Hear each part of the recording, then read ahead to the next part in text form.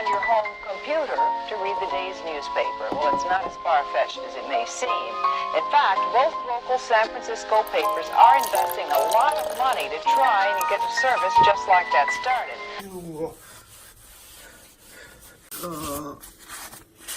Science editor Steve Newman reports on one person already using the brand new system.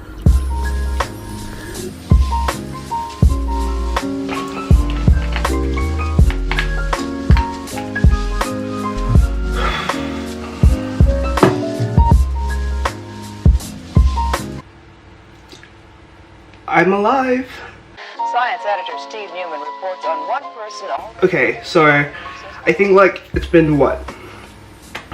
6 months? Slightly, well, no, it's been way more than 6 months. I guess it's been like 6 months since you guys saw me. I think the last time you guys saw me was my vlog, like my solo trip vlog in Amsterdam. And that was quite some time ago, like quite some time ago. You know, I did plan to film a few videos over summer, and that never happened because, you know, family and other stuff. Then I wanted to film a few videos at the beginning of second year, and that never really happened because trying to get myself settled in, and then I just got stuck straight into schoolwork and other things, and I just never really got around to making anything. I don't really have any like major pieces of coursework due in anytime soon, so I thought this might be one of the only few windows I have to actually start updating my channel, which some of you might have already assumed me to be dead at this point. I know a few people might wish I was dead.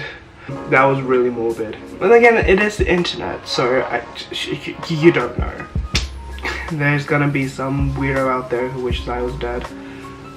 And that I say, same. I think like, I don't know, I just got so worked up with like a lot of things. There were a lot of things going on, and then I just got really lazy.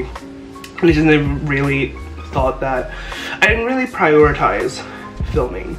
Not that I owe you guys anything, because it's my life, and you guys are just a bunch of people watching it through a computer screen. But anyway, I don't really have any other video ideas, so I guess this is gonna have to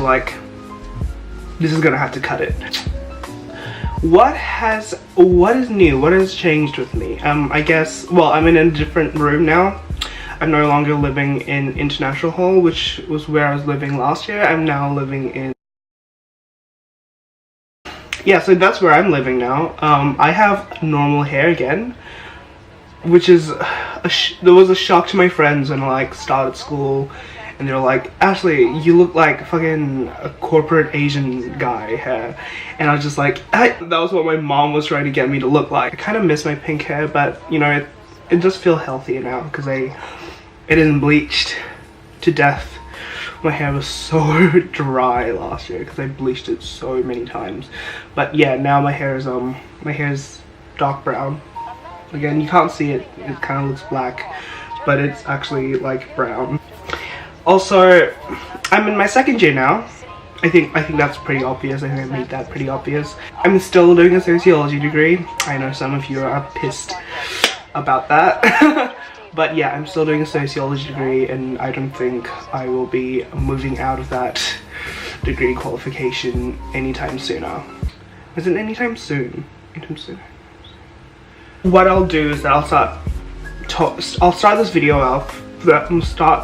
off talking about, I guess, what first year was like, and then what second year is like up until now. I don't think I want to spend too much time talking about first year because like I filmed most of my first year, so most of you probably know what that was like. But if you guys want my genuine opinion on what I found, how I found first year at LSE, I don't know, I guess it was me trying to adjust to a new environment. In terms of academics, like in terms of like schoolwork and stuff, I was doing pretty well.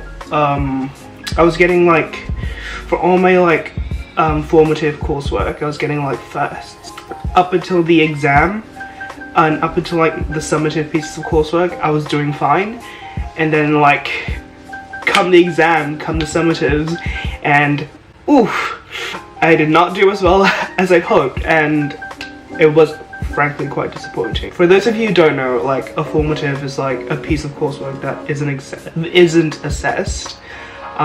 It's like a practice run basically. Like you write an essay and get feedback on it, and it's just for practice. Whereas summatives are pieces of coursework that actually count to your final degree. The thing with first year is that it's only 1/9 of your entire LSE degree. So your best 3 scores get averaged in your first year, and that's the mark that gets included in your like final degree qualification. Whereas in second and third year, all your modules weigh the same. It's first year that weighs the least, which is a relief because I really screwed up the exam. I'm just not that good with exams, and I'm much better at like coursework and much better at essays, which is kind of a disappointment because I also screwed up the coursework and I also screwed up the essays because like I'm just not doing anything right.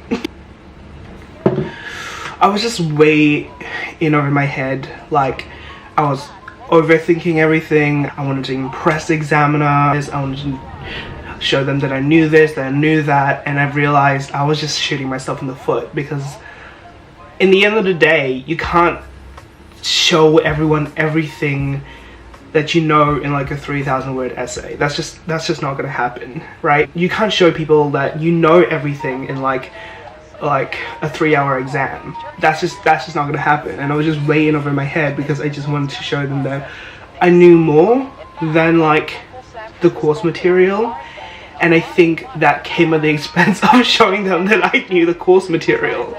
So I really shot myself in the foot with that one. So academically speaking, I was quite disappointed in my first year. I feel like I could have done way better if I had not tried so hard, is what I'm trying to get at.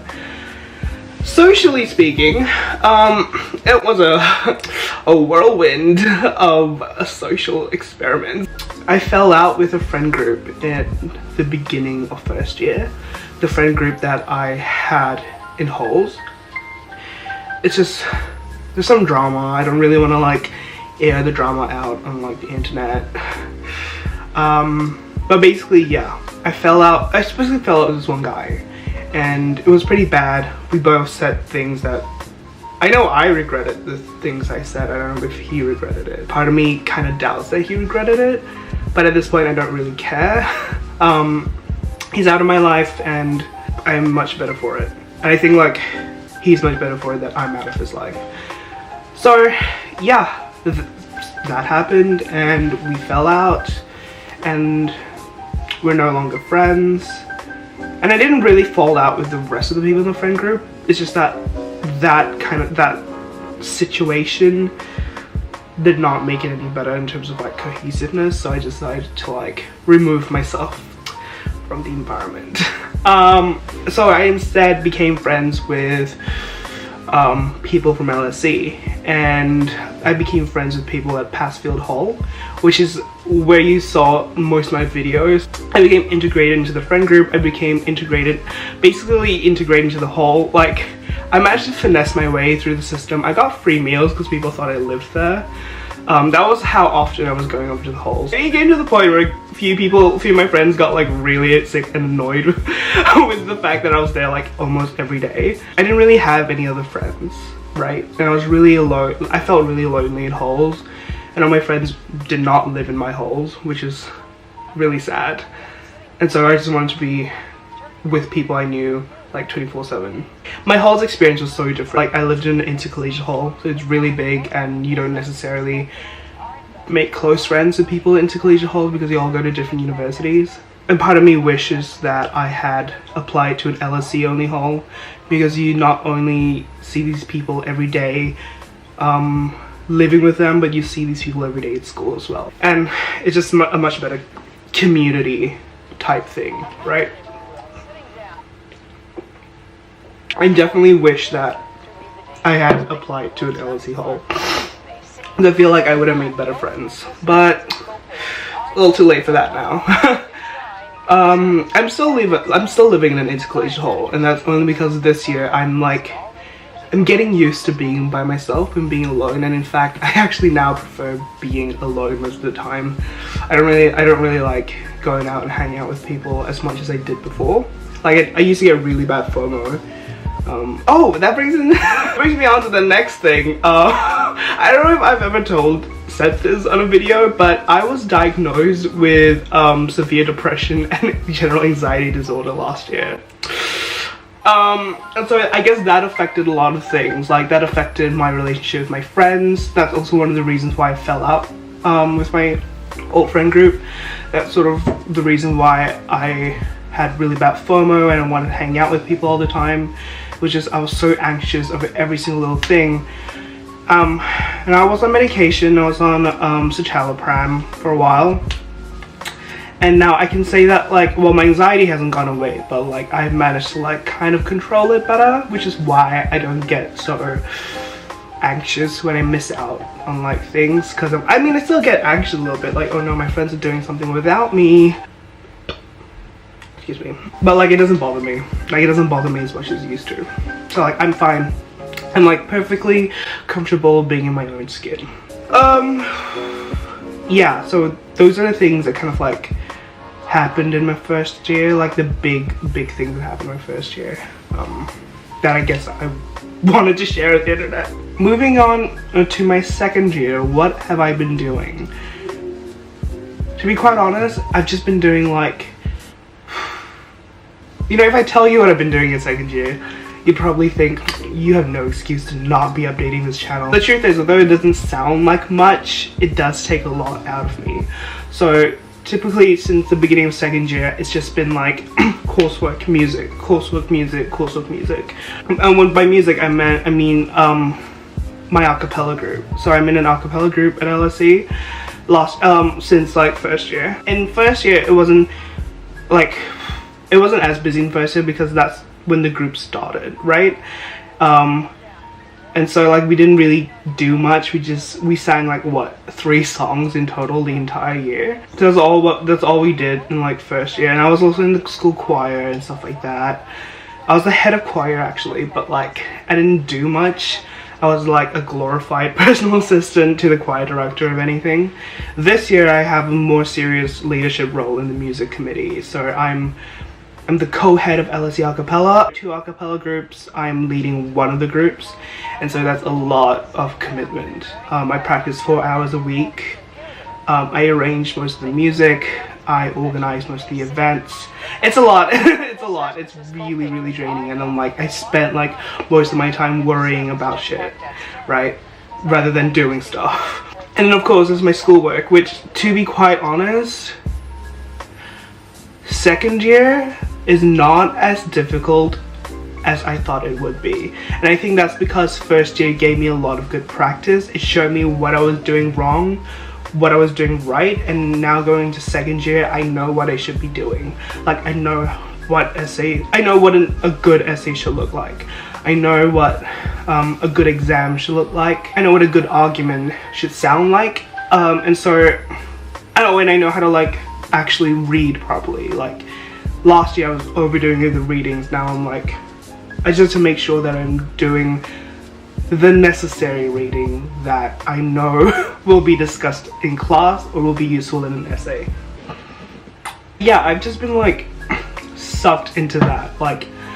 It's taken up so much of my time, so much of my effort. Oh, I didn't mention this. I applied for a national insurance number last year, but they mailed it to my old hall. So I still don't have a national insurance number, meaning I can't work part-time in this country.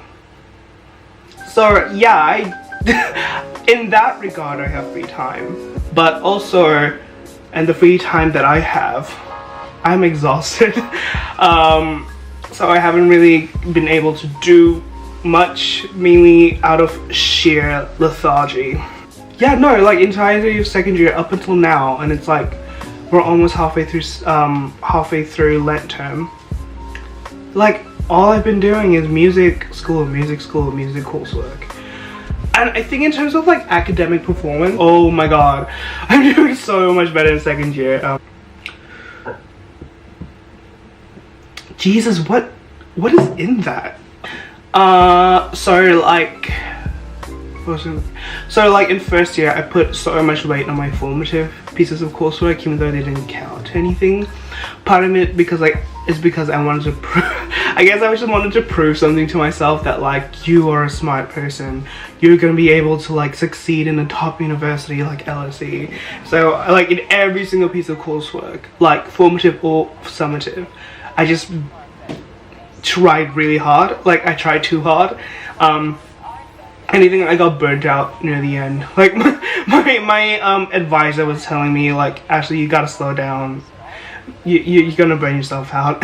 She was right. And then come second year, I put way less effort in my formatives now, because I'm like, okay, look, I'm not gonna burn myself out, and there's not gonna count to anything, right? It's just practice.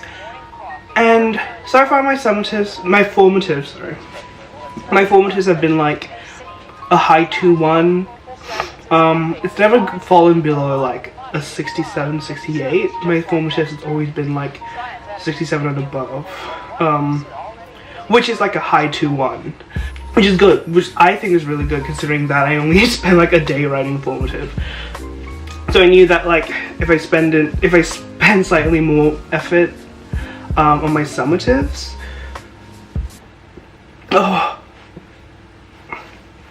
So I knew that if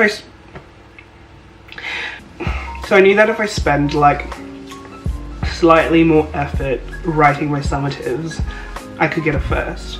And you know what? I have been getting firsts on all my summatives up until now.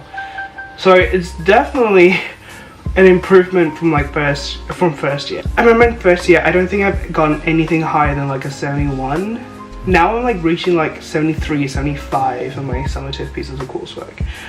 Granted, my summatives up until now were not sociology coursework. It was not sociology coursework. It's like we have the option to take like modules from other departments. So I took a half module from geography and a half module from anthropology. I've been getting like 70s and above, like 73, 75. I've never gotten anything as high as that before in my life. Maybe it's just I find sociology difficult. Oh, people are gonna get so pissed that I said that. Oh, also with second year, there is slightly more drama in my life. There's slightly more drama in my school life, not in my domestic life in halls or whatever. It's surprisingly calm, but there's slightly more drama in school life. It's just like really petty student politics and shit. People were not happy. Like there's some like quantitative students who were not happy with my videos, the videos I made about like why I think sociology is a worthwhile degree and why I don't think it's useless. People didn't like that I had that opinion. People genuinely didn't like that I was trying to defend my degree.